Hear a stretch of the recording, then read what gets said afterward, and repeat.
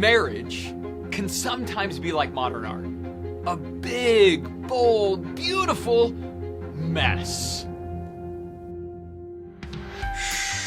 I think she's calling me again. When I said fine, I meant fine. I was fine. I didn't say fine. I meant fine. But today, we're going to see how the master can bless the mess. Welcome to our Masterclass on marriage. Oh, good morning, people, and welcome to our version of Masterclass. Now, I don't know if you've ever been online and watched one of the Masterclasses before, but they're a little different than what we're doing over the next several weeks. Typically, what it is there's a specialist who then shares with you how they have mastered some area in their life. And I just want to let you know up front, of all the topics we're going to look at, I have not mastered any of these. I am not the master specialist sharing these ideas with you.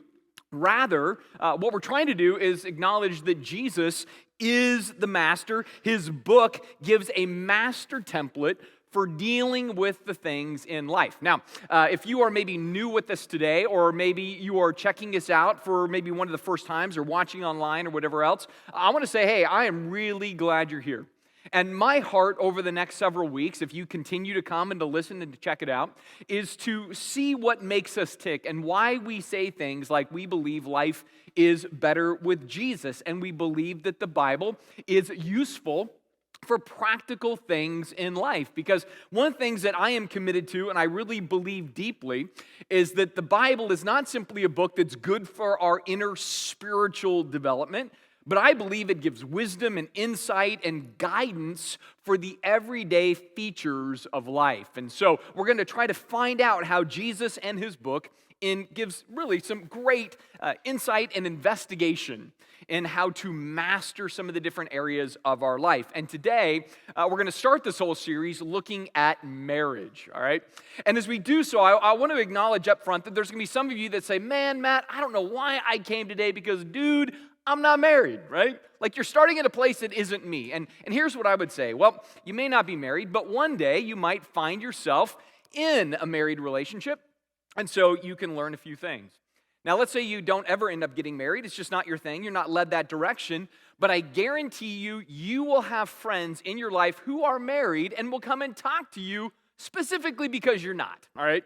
And when that happens, you will have great insights to give them as far as ways in which we can master marriage by way of the master. So I think it's going to be a great opportunity today, as well as all the things we're going to look at in the series. So as we get underway, I'm going to go ahead and pray. But before I pray, I want to remind you that we do have a church app. And in that app, there are notes that you can follow along with. There's a few things we're going to look at today, so you can check that out. Also, we have a workbook that we put together for some of our regroups that are going to go through extra content for this series. And so if you're interested in that, you can also pick that up as well. But again, we have the app for today and the notes there, and so you can do that. But I'm going to go ahead and pray, and then we'll get right to business. Jesus, I thank you for the fact that when you gave us your Bible, it really did care about the innards of daily living. It isn't just high and lofty and hard to get ideas, but very down-to-earth, practical, and helpful things. And so I pray today that we will look to you as our guide and our master, so that we can master the things in your design as you've kind of put them together. And so we thank you for your grace and your goodness and your love toward us. And I just pray that you would teach us some really, really great things today in your good and perfect name. Amen. All right, so I want to start off by introducing you to, at least for me, this is the most favored couple in my life. In fact, this first picture is when they first started dating. That is actually me and my wife, Ellen, believe it or not. Like, people will see this picture and like, that's your wife, she hasn't changed. Is that the boyfriend before you? No, that's me. I had awesome, epic, curly, golden hair and my awesome Cannondale bike hat on, and that was what it was. And you may not know our story because maybe you're kind of new here, but we were high school sweethearts, and so we started dating at 15 and 16 years of age, right? So started really young, and then we dated for 3 years, which then led to this picture right here. There is our wedding day, and yes, that really still is me. Once again, I know. You're like, I didn't know you're your wife's second husband. No, I'm the first husband. I promise, I am, right? And so we got married. And here's the thing, just for record, we graduated on June 1st. My wife turned 18 on June 4th. We were married on June 9th.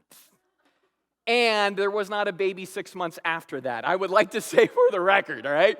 It wasn't like, they got married right out of high school. There must be a story there, all right? No, we just really dug each other. We loved each other. And she had enough emotional maturity to make it work, all right? So, because clearly she had to carry the weight of both of us, right? And so this next picture, this is us after 29 years of wedded bliss on top of the world this last summer. No, it's really great. And it's pretty amazing because we have now been together for officially 32, almost 33 years together and almost 30 years of marriage. And during the course of that time, there are some things that I have learned. First of all, premature balding is a thing. That's what I learned for sure. I have also learned if you want to just simply have fun in your relationships, here's my advice. Simple fun is this. Date, and after about 6 months, dump them, all right? And then find another one to date, and then after 6 months, dump them. And here's why, all right? It's fun at first, but then after about that 6-month period, it will begin to require something of you, right? And it's not just carefree, easygoing. It's going to make a demand. So if your goal is, I just want to have fun, well, maybe that's a way to have fun. But if you say, I want something deep and something powerful and something personal. I want to grow to be a better me. I want to invest into a person so that they become a better them. I want to experience a genuine intimacy and refining. Then what I would say is get married and own the vows that you make. And then as you own the vows you make, enjoy the fruit of your labor. But it's that last line I want to kind of focus on. Enjoy the fruit of your labor. Because if there's anything I have learned over the course of time, again, I have not mastered this, but what I have learned is that a good, healthy, thriving, beautiful marriage is effort. It is labor. It is work. You have to put that in to have the fruit. See, because there's these myths that get kind of put around in our world, right? In fact, one would drive my wife and I crazy all the time when we go and visit family on my side of the family.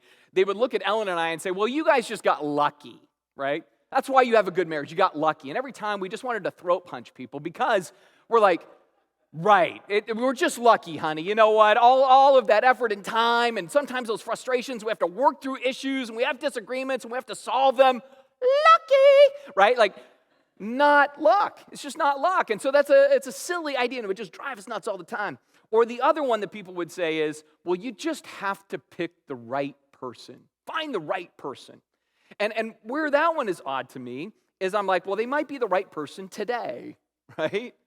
But if you've lived any life, here's what you know. You, over the course of time, you change. You become a different person. The person you're with, they become a different person too. Like Ellen and I have been together for 3+ decades, and she's been with 3 different versions of me. And 50's coming. So number 4 is on the way, right? Like that's going to be a reality. People are always in flux. They're always changing and everything else. And so if we want to really see marriage as something that is mastered, well, then we have to lean into some ideas to help learn how to do that more. And so I think this is important because one of the things that I know is foundationally true to all marriages is there is this thing inside the relationship that makes this whole process challenging. And if I was to distill down that thing, it's a 3-letter word that begins with S.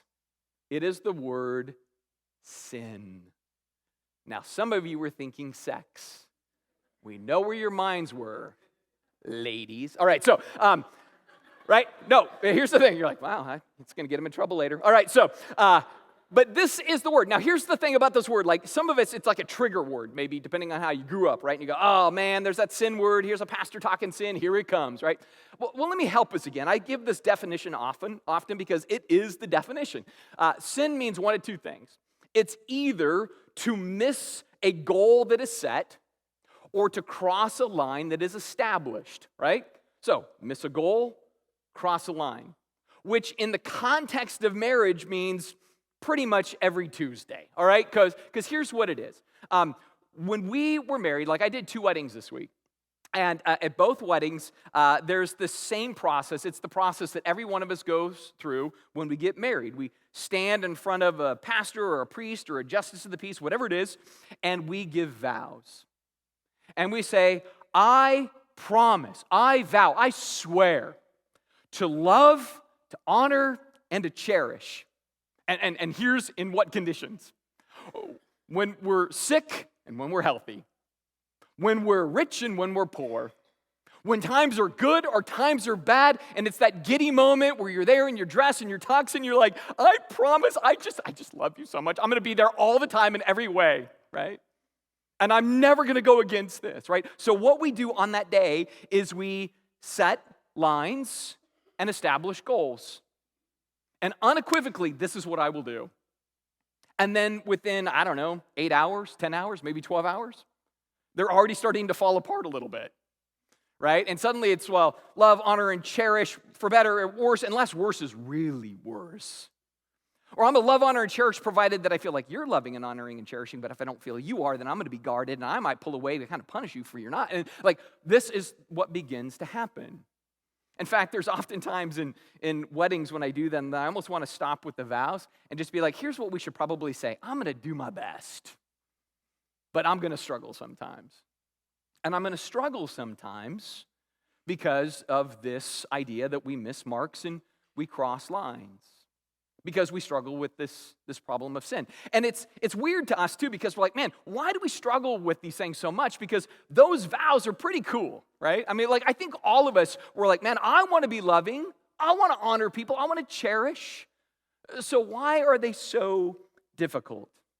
Well, if you're taking notes this morning, I want to try to help us understand where we should lay the blame. And the blame really needs to be laid at the feet of nudist vegetarian hippies, all right?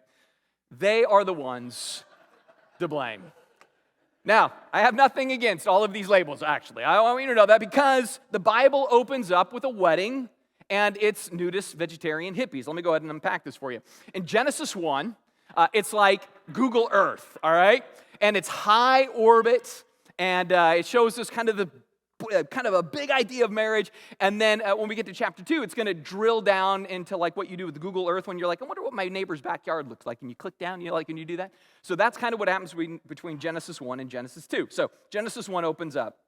It says, then God said, let us make human beings in our image to be like us. So God created human beings in his own image. In the image of God, he created them. Male and female, he created them. And then God blessed them, and he said, be fruitful and multiply, fill the earth and govern it. There's the hippie part, right? They're very earthy. They're supposed to care for the earth. That's their thing. And so God makes each of them with dignity and with value.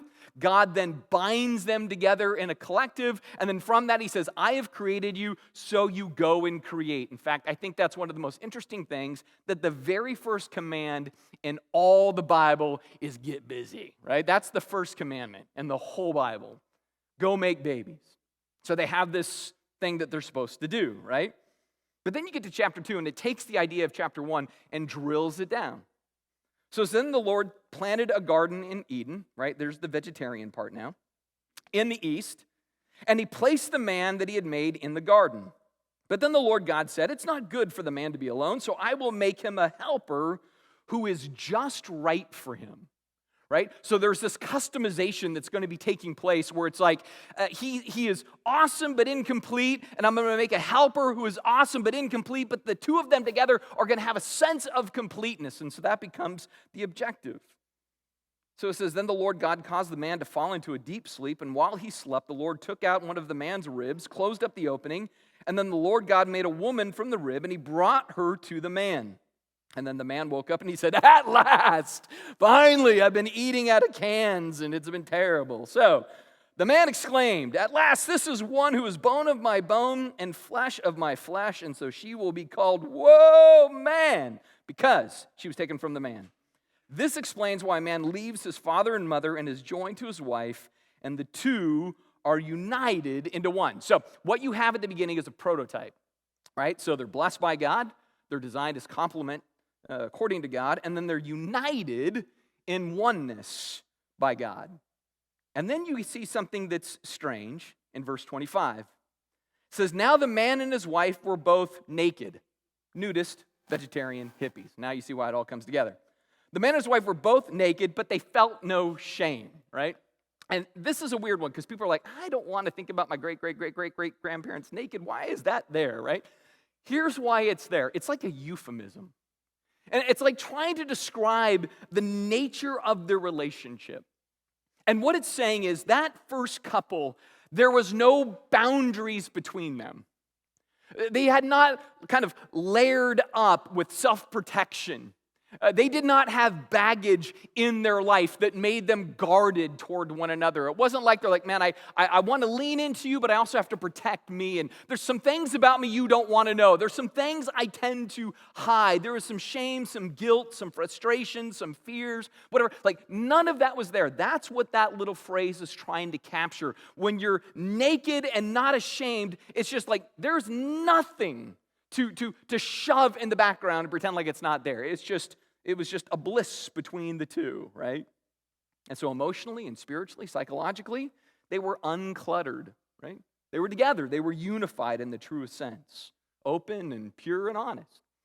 So in emoji land, it was just little kissy emojis and happiness and hearts and butterflies, right? And part of this was, what was happening is one person was looking at the other person and they weren't saying, you are here to meet my needs, but rather I am here to elevate you. And as I elevate you, in a weird way, that does meet my needs. And each was doing that to the other. So it wasn't like, you're here for me, but no, I'm here for you. And when I'm here for you, boy, that fills me. This gives us the architecture of the original design, right? And so each is coming under and lifting up the other person. Nothing was between them. But then we get to Genesis 3. Dum, dum, dum, dum. And in Genesis 3, what we see comes between them is not technically God's enemy, right? It wasn't like a cosplayer, kind of Slytherin member that comes in and creates the division between the man and the woman. What actually happens is the enemy comes and he just says some things, but what comes between the couple is really themselves, and it's this three-letter word of sin. That's what comes between them because they decide that they're smarter than God and God's designs, and so they actually decide to rebel against God's best for their life, and that creates all kinds of friction and relational problems, not just for them, but for everybody who would come after them. It says, when they did this, at that moment, their eyes were opened, and suddenly they felt shame at their nakedness. Again, this is why this is so important to pay attention to the words, because, again, naked and unashamed meant, hey, I can be 100% me with you, and we're going to thrive in that. But now there is going to be nakedness, there's going to be shame, and so they began to cover themselves and to cover, at least attempt to cover, their shame. And so they lost harmony with God, and from that, they also lost harmony with one another. And what is the result of that, right? Well, now they're self-conscious. And now they're kind of worried about what the other person is thinking. And then they're self-protecting based on being worried about what the other person thinks. And they're going to be a little bit defensive, and they have to look out for themselves, and they're going to have their own feelings, and they project those feelings on the other. I mean, these are the things that are going to begin to show up. And so this is going to be a major change. And so God shows up, and he's like, hey, kids, where you at? And they said, we heard you walking in the garden, so we hid. Matter of fact, the man says, I was afraid because I was naked. I was exposed, right? Now there was stuff that I wanted to hide that I couldn't hide well. And so God said, who told you that you were naked? And then he says, wait, you've eaten from the tree that you were not to eat, the fruit that I commanded you not to eat. And the man replied, well, it was the woman that you gave me, God, right? So do you see how this starts to shape up? Instead of him being like, yep, I did it, I'm to blame, he's like, it's not my fault. He goes all Han Solo. It's her fault, right? Or worse than that, God's the woman you gave me. It was fine with me and just a bunch of animals. I didn't need her, right? And so he starts to blame. And then the woman's like, whoa, it's not my fault. It's the serpent that you created in this whole creation. It's his fault. And the serpent's like, he doesn't have a leg to stand on, so he just kind of does his own thing, right? And pastor joke. All right, so, right? And so it's just automatically you see then the residue, right? It's the breakdown where instead of unity, it's division. And instead of trying to help one another, they're now blaming everything. And when you get to verse 16, you see the real center point of our challenge. It says, then God said to the woman, you will desire to control your husband, but he will rule over you. And that's not good rule, that's bad rule, right? And so that little verse right there, you should look at that and be like, okay, so in our relationships, particular to marriage, every misunderstanding, every argument, every frustration, every sleepless night, every debate till 3 a.m, right? All of those things, every abuse, every separation, every divorce, right? All flows from this idea that says, you know what? I tend to lean to this idea of wanting to control the other person at some level, or hold them accountable for my happiness at some level, because again, I'm having to look out for myself. And so what we tend to do because of this is we exert ourselves in some way, passively or actively. And we're kind of looking at it like, well, you need to change to suit me. Or you need to learn how to read my mind, right? Or you need to understand how you need to develop different so you can understand my expectations and fulfill them. Like that is the stuff that we all wrestle with, right? Know my desires. And so the story starts off and it says, it's not good to be alone. I'm going to have a helper. Wow, right? That's how the story starts. And then it converts to, wow, I sometimes like to be alone because my spouse needs help, right? Like there was a flip that happened in that. And we all experience that. And so in emoji land, it went from this love, undergirding, wanting to bless, to kind of like Poopyville, right? You know, new emoji shows up, right? And there's this desire to kind of dominate and to control and to have our way at some level. And again, that may be passive, it may be active, right? The quiet, pensive, just sheepish is just as much saying that as the active, angry demand, right? It's all in there. And we all battle with this at some point and in many ways. And so again, we can't just pretend like it's not there. No, we need to look and say, all right, then God, how can I master the mess? And how can you be the master in my mess? Because what our goal is to emotionally and practically and psychologically and spiritually see our marriages get back to naked and unashamed, right? That's really the core. We're trying to get back to the place where we're not guarded and we don't have up all of the armor and we're not self-protecting and self-preserving, but rather we're wanting to be giving and investing. Now, over the next few weeks, we're going to look also at communication. We're going to look at intimacy. Those are going to play a role as well. But for at least the topic today, directly in marriage, I think there are some things that can lead us back to understanding the best way to have wedded bliss. And so I'm going to give you some pointers today. I think pointers that I have seen in the Bible over the course of time that I think, at least for me, are helpful and I have to remind myself of often. And here's the first one. Know what you need to want to get what you actually want. So you need to know what you need to want, what your real goal is, so as to get what you actually want. I say this because oftentimes when you meet with a couple, maybe one that's getting ready to get married, or maybe some that are just having some challenges or whatever else, and you say, what do you want out of your marriage? Most people are going to say, I want a happy marriage. And I go, man, a happy marriage is awesome, but here's the thing. If you aim at happy, you probably are going to miss happy. If that becomes your target, you're probably not going to hit it. In fact, reminds me about a week and a half ago, epic game, Rams, Seahawks, Thursday night, fantastic, right? And there's that one play that we all know if you're watching the game, right? Well, Russ rolls out to the left, and there's Joe Buck, the commentator. He's got nothing. He's going to throw it out of the end zone, blah, right, Joe Buck. And then what's he do?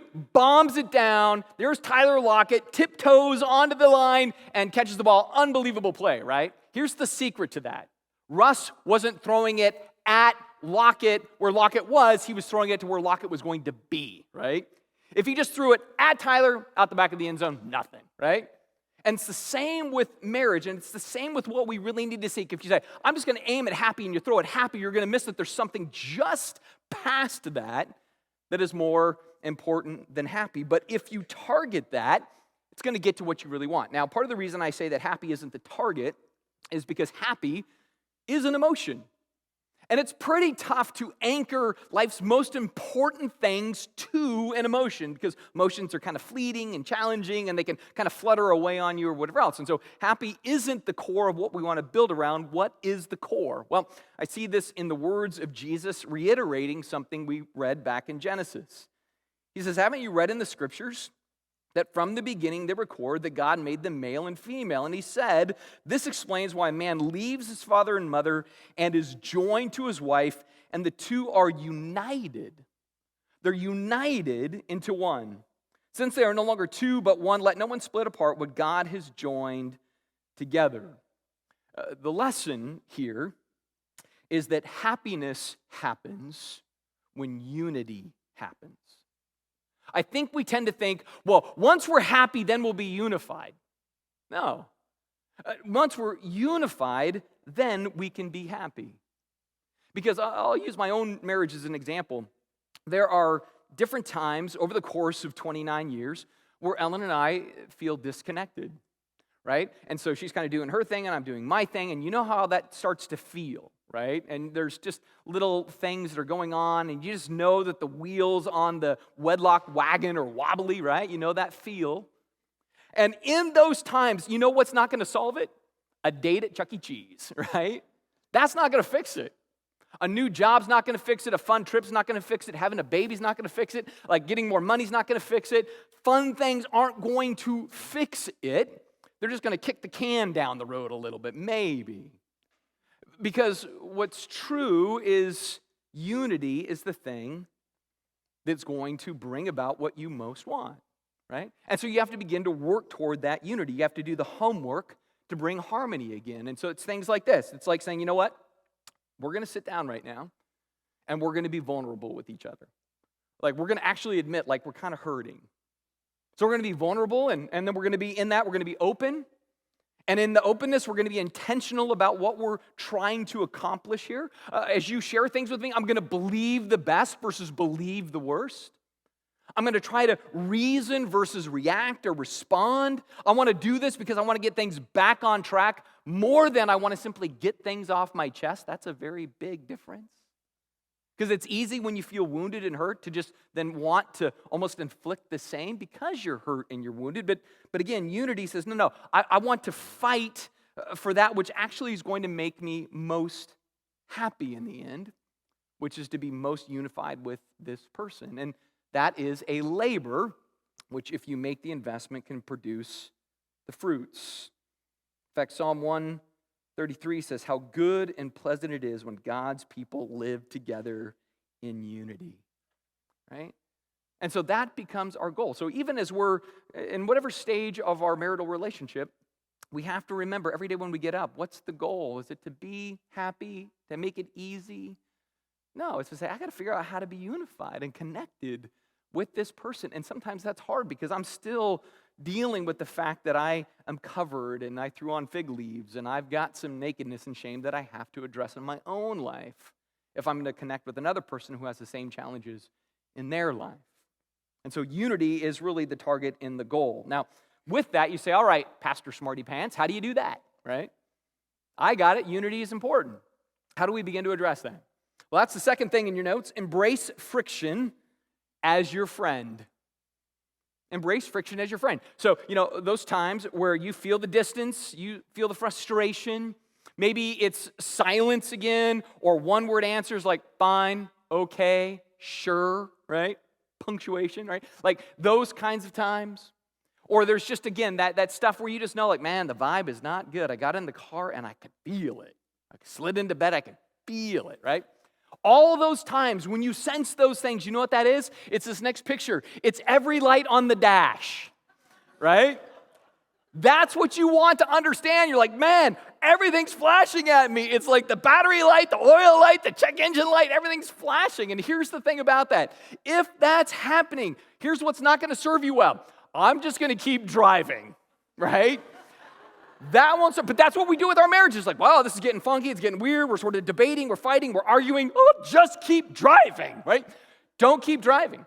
Or don't assume if I just drive long enough, they'll go away. That's the other one. If I just weather through, the lights will disappear and everything will be fine. And that check engine light and every other light will vanish. The other thing you don't want to do is call your mom and talk about how your unreliable car never talks to you, never pays attention to you, never listens. Like, you don't want to do any of that. You want to take this and go, wow, friction is my friend. If things feel wonky, I should probably put in some extra effort, pop the hood, see what's going on, right? It's just a wise thing to do. In fact, Ecclesiastes says how wonderful it is to be wise, to analyze, and to interpret things. How wonderful it is to be wise, to analyze and interpret things. Wisdom lights up a person's face, softening its harshness. See, this is where we want to each kind of own our responsibility. Now, again, part of this is good communication. That'll be next week, obviously. But you know what? Here's what this is saying. When you feel all that crazy, don't run to your death, all right? Don't rush into it with your frustration or your fear or your anger or whatever. You want to step back and say, you know what? Okay, I can either be a wise acre, we'll use that one, or I can be wise, right? I can either analyze the problem between us, or here's a bad one, you just begin to analyze the person, right? Because that's different. To say the problem's the person more than the problem's the problem. To analyze and say, no, it's not the person. There's a problem between me and this person. We got to figure that out somehow, right? And then we need to interpret things. Like if somebody in the relationship seems pensive or angry or distant, instead of being just hurt by it, to go, well, why? Like, what's caused that here? And I get that this is not like emotionally easy to do, but again, it's the thing that begins to move toward healing more than friction. See, the Bible says a soft word turns away wrath, and I think here what it's saying is wisdom, when your wedlock is wonky, is going to bring you closer to solving things versus, again, just ignoring all the lights on the dash. Now, maybe what this means is the next layer in our principles of the day, and that is this.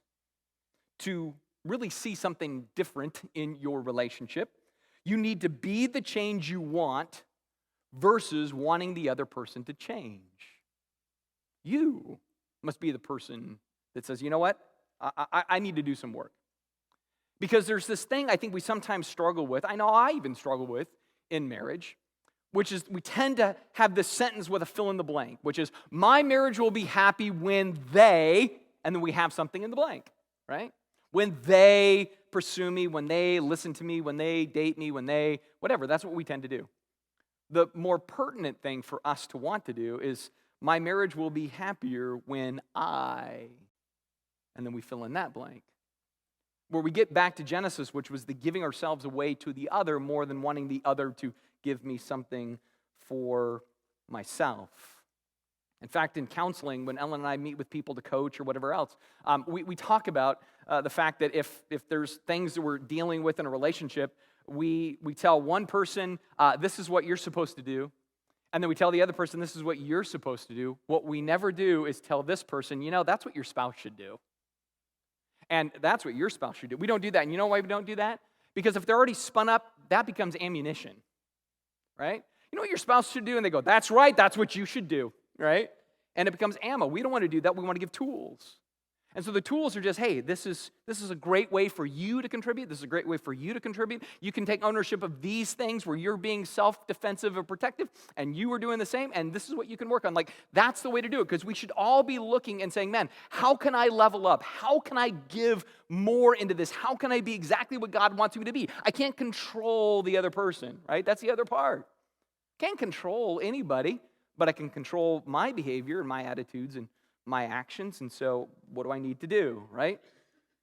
How can I model the change that I want to see? So I think this is interesting because Jesus spoke to this in a weird sort of way, and I'm going to confess right now, I've taken what he said and I've changed it a little bit, because when I did this in my own world, I went, wow, that is important. And so you'll notice the change because you're going to notice the passage. It's Jesus' most famous passage ever. Here it is. Do not judge your spouse, and you will not be judged by your spouse. For you will be treated as you treat others. The standard in which you are judging your spouse is the standard by which you will be judged by your spouse. This is really true. I mean, I was thinking about this, I'm like, this is so interesting, because oftentimes when our marriages get a little crazy and we get kind of spun up, all that's happening at the core is we're judging our spouse, right? We're agitated, we're bothered, we think there's a problem, but at the center, it's judging. So we start to do things like, you always and you never, right? So you are X, right? You don't talk, you don't listen, you don't pursue, you don't show up, you don't make time, you don't ask me out, you don't seek me, you don't find me, all those kinds of things, right? You're always like your dad, you're constantly like your mom, and by the way, we know they're dumb, right? Like, that's what's getting said in those kinds of things. And all of that at its core, while we think it's just practical frustrations and we're just saying things, we're just judging our spouse. If you would just straighten up, fly right, this would be great. You're the problem. Because you always, never, you don't, you always, whatever it is, right? It's that kind of thing, right? It's just simple judging. But the solution is not to say, hey, let me keep judging you, right? It might feel like we're getting stuff off our chest, but it's not putting the train on the rails. No, if we're going to seek unity, then we have to take personal ownership of things where we know we need to grow. That's why Jesus continues. He says, why worry about the speck in your spouse's eye when you have a log in your own? I think that's good too. Now, I know some of you are like, Matt, you have not seen my wife's redwood wrath, right? You have not seen my husband's aspen anger. It's a plank, man. I get it. But we all have like a judging juniper, you know what I mean? It's just, we all have something to deal with. He says, how can you think of saying to your spouse, let me help you get rid of that speck in your eye when you can't see past the log that is in your own? That would be hypocritical. And it's true, because what I know is that there are times where I definitely judge my sweet wife, Ellen.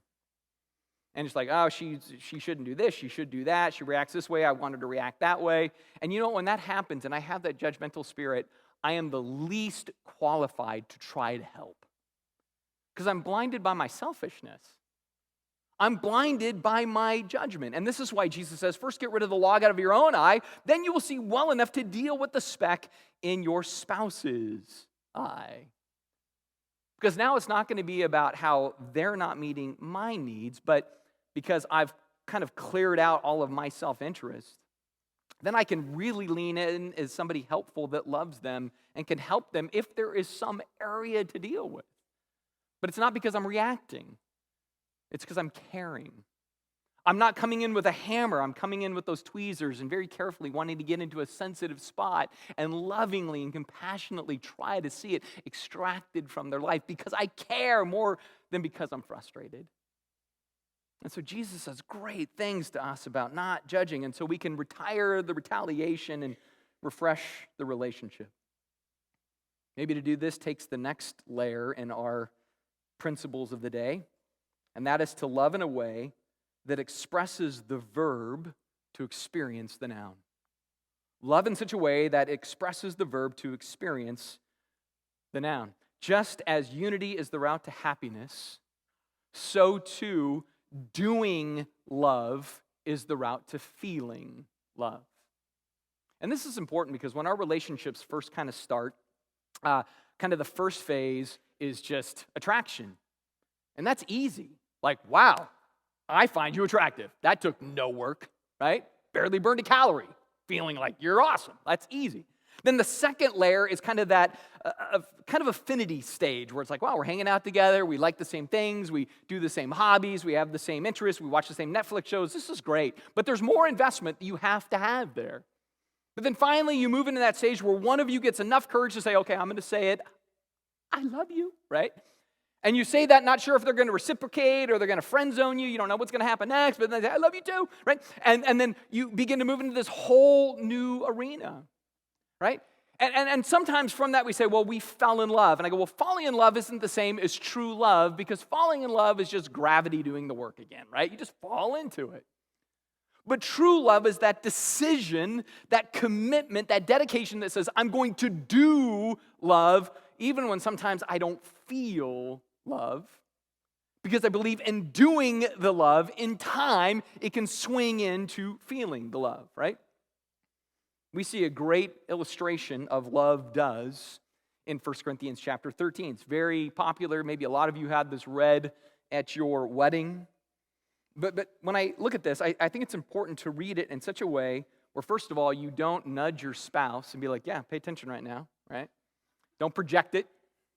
Like, this is for you, buddy. Like, don't do that, right? Matter of fact, here's a way that I think you should read it. This is the way I need to read it. I need to take love and in the place of love, put my name. And as the recipient, put my wife's name. So, Matt is patient and kind with Ellen. This is true love. This is love does. Matt is patient and kind with Ellen. Matt is not jealous or boastful or proud or rude to Ellen. Matt does not demand his own way when it comes to Ellen. Matt is not going to be irritable. He's not going to keep a record of wrong when it comes to his bride, Ellen. Even if Matt's wronged, he's not going to do that. Matt's not going to rejoice about injustice toward her. Something bad happens to her. Somebody mistreats her. It's not going to be like, well, you got your own. No, it's not going to be that way. Rather, I'm going to rejoice when the truth wins out in Ellen's life. Matt is going to bear all things with Ellen. Matt is going to believe all things with Ellen. He's going to hope all things with Ellen. He's going to endure all things with Ellen because Matt never gives up on Ellen. Like, just tailoring it that way gives us a compass. And I look at this and I go, man, you know what's great about this? That is simple. That section is simple. It is not easy, though. I'm not going to pretend for a minute that any of that is going to be easy. But you know what? I say this often. Every rewarding thing in life is not easy. Right? A college degree isn't easy. High school degree isn't easy. Right? Winning a war isn't easy. Every worthwhile thing, every fulfilling thing is going to take some effort. And what I see here is just that simple compass of love does. Doing it that way is going to richly pay off. In fact, Paul said something I really like here. He says, husbands ought to love their wives as they love their own bodies. For a man who loves his wife actually shows love for himself. All he's saying is, you're going to get what you give. You're going to get what you give. And I know that's true between Ellen and I. There are times, right, where it's just like, she shows me love even though she knows I'm kind of a derp. And then from that, I'm like, wow, my wife's awesome. I want to show her love. And then I show her love, and she's like, wow, I feel loved. I'm going to give more love to him. I'm like, no, I'm going to give more love to you. No, I love you. No, I love you. And it's this flywheel. No, you're the best. No, you're the best. Come on, go. Right? Like, it's that whole thing, right? It's just a flywheel of affection because you're doing things of love. You actually get what you most seek, right? And so this is what we are to strive for. And do we do it perfectly all the time? No, we're going to struggle, which is why this last point, really quick, we always need to let Jesus come between you and your spouse. Always let Jesus come between you and your spouse. Now, sometimes we let all the wrong things come between us and our spouse, right?